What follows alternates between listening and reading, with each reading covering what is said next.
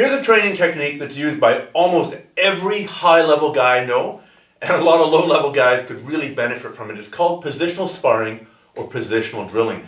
Basically, as opposed to Richie and me just rolling and we start in his guard and he sweeps me or he tackles me and we go to my guard and he passes my guard and tries to choke me out and I maybe get out and I go for an armbar, which is totally good, and you need to do a lot of regular sparring. You now constrain what the options are. We start in a specific position.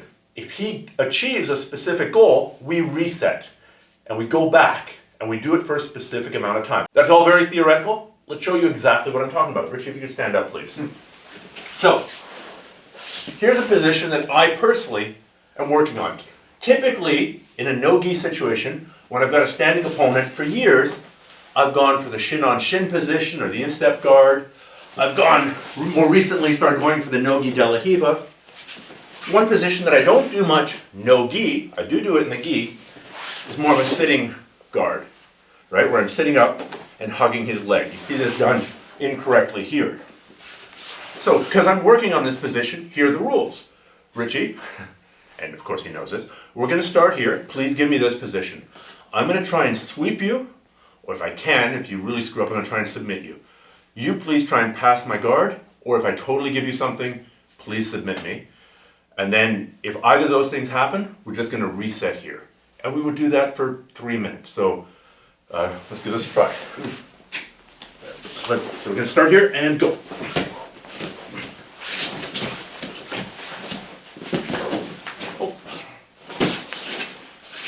So that was a sweep. He kind of turned his body away, and it turned into an ersatz single leg. Perfect. We reset in this exact same position. And go.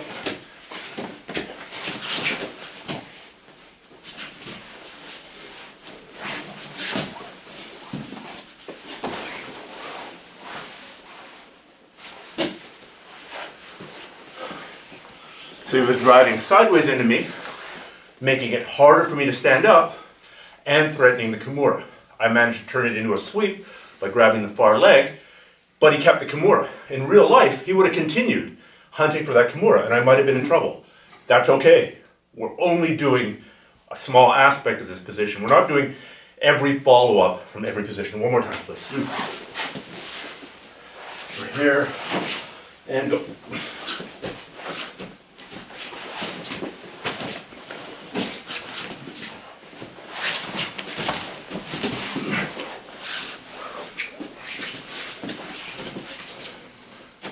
All right, we kind of ended up in a neutral position, right? He tried to escape his foot, he tried to step it to the outside.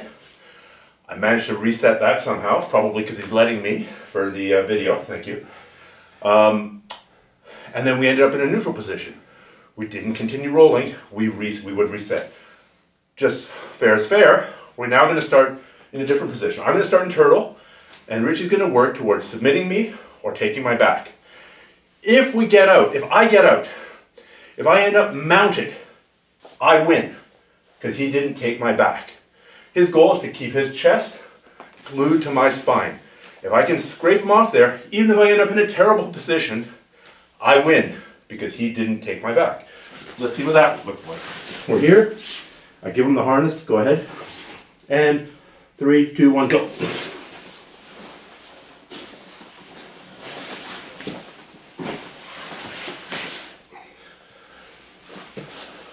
So that time, I managed to sneak my arm out and take him down. Let's go again. And go.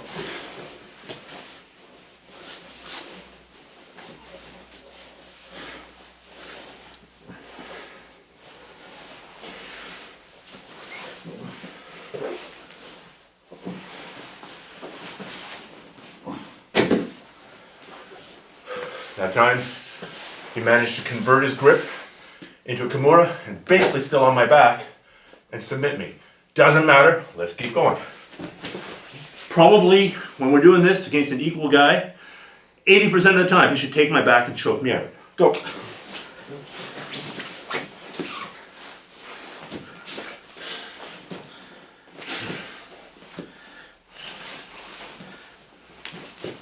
I can see he's hunting for his crucifix that he's really good at. Here.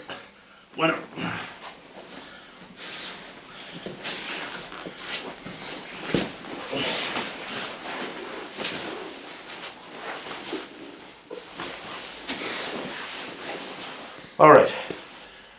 Am I in a good position here? No. It's pretty crappy deep half guard. He might be able to continue it, but the rules of the game are, if his chest comes off my back, I win.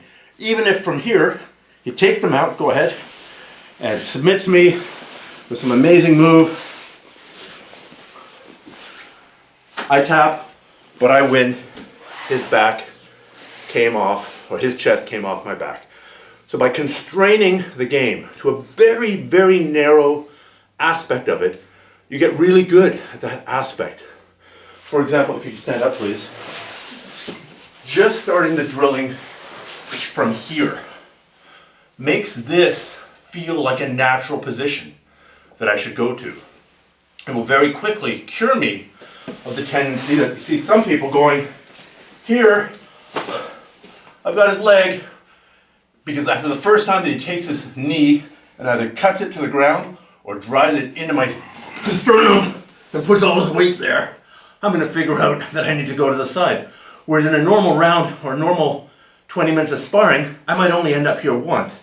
If I keep on making this mistake, I'm going to end up here again and again and again. So the feedback loop becomes smaller. Give that a try. Think of how many different positions you can do positional sparring for. It's almost infinite. Think of the different constraints you can add. It's almost infinite. And you'll be doing what the pros do to improve their game.